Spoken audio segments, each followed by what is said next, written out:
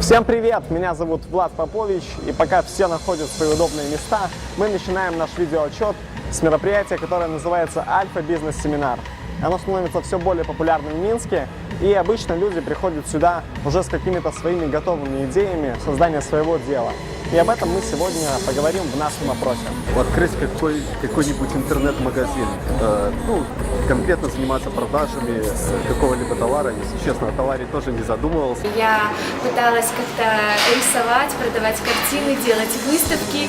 У меня есть дом, который никто не использует, и хотел сдавать для отдыхающих. У меня была идея создания собственной студии звукозаписи.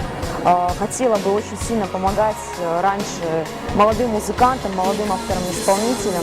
Планирую через лет 10 открыть свой ресторан в Минске. Я делала мыло. И моя идея была в том, чтобы сделать его таким, которое не делал никто. Возможно, с какими-нибудь успокаивающими свойствами, которое будет пахнуть чем-то очень съедобным.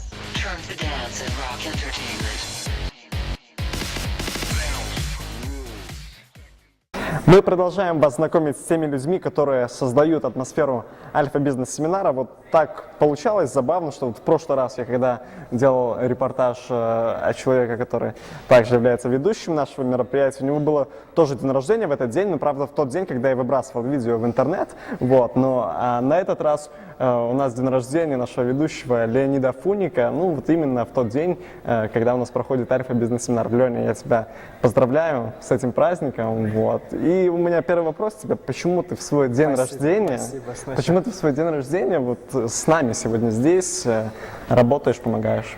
Ты знаешь, потому что, во-первых, приоритеты расставлены, это банальная фраза и так далее, но на самом деле приоритеты расставлены, но когда-то давно я поставил себе цель, не когда-то давно, а 3 года назад поставил себе цель каждый день рождения отмечать в новой стране. Позапрошлый год я отмечал в Питере день рождения, 2 недели мы с девушкой отдыхали, прошлый год я в Грузии отдыхал, но я поймался на мысли, что в Беларуси ни разу не отмечал. Вот так получилось, что сегодня альфа-бизнес-семинар, и это и любимое дело, и при этом ты сидишь, и день рождения, тебя целый зал поздравляет, это круто, когда вас еще 150-200 человек поздравляют, ну на самом деле у меня это впервые в моей жизни. Я точно уверен, что у тебя эта тенденция продолжится. Вот. Сегодня мы общались на тему того, как эффективно вести свои переговоры. Вот. А были ли у тебя какие-то комичные ситуации, вот именно, наверное, что-то смешное хочется услышать от тебя? Потому что серьезности уже всем хватает. Вот. Были ли какие-то такие переговоры смешные, на самом деле? Я знаю, что у тебя есть и свое дело, и ты в армии также. Я думаю, в армии там много всего смешного бывает. Нет, ну в армии особо таких переговоров, может, и не было. В армии мне запомнился случай, когда я у своего командира роты отпрашивал свое увольнение. Я к нему захожу, там товарищ капитан, все дела. И начинаем мы рассказывать, зачем мне нужно уехать в город, а он сидит в это время в доту играет. Ну, из нас такой вот капитан был. Я ему рассказываю, он сидит, молчит. Я ему минут 15 рассказываю, он в конце поворачивает голову: Фуник, что тебе нужно? Я говорю, уехать в город. Он говорит, все, давай, езжай. Езжай. Я думаю, зачем 15 минут рассказывал. Вот, еще сегодня вот общались на тему того, какие были интересные идеи традиционного бизнеса. Было ли что-то такое? Или, может, есть сейчас? Знаешь, когда приехал в Беларусь, я сам из Питера, кто не знает, когда приехал в Беларусь, первая мысль у меня возникла — это создать нормальное такси.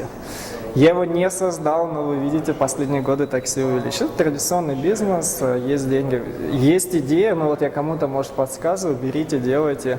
В Минске нет нормальных цветочных магазинов, и можно создать сеть, чтобы она была на каждой станции метро, чтобы они работали 24 часа в сутки, чтобы в любое время можно было купить цветы, там, подарить. Можно открыть открыть хороший ресторан, реальный ресторан для людей, где будут обслуживать, где будут улыбаться. Таких мест тоже немного. Да, куча всяких идей абсолютно. Если есть идея, вот я порекомендую не думать слишком долго, а просто брать и делать. И я в Минске делал проекты, которые там приносили хорошие деньги. Там, не буду озвучивать цифры, пусть это для вас интригой будет. Но здесь можно зарабатывать деньги так же, как в России, как в любой стране. Ну вот я вам назвал 3 идеи, остальные вы там сами еще можете придумать. Это вот как варианты. Нам говорят, что эфирное время подходит к концу. Сначала Плюс- по кругу выключили, потом уже здесь. Да. Плюс Леониду нужно также отпраздновать свой день рождения не только с нами в нашем кругу, но и в каком-то, наверное, более узком, не знаю, как ты будешь это делать. Вот. Желаю тебе очень много стран, то есть, ну, побольше лет жизни, и, следовательно, больше стран, которые ты посетишь вот в каждый свой день рождения. Ну это как минимум почти 200 лет нужно прожить.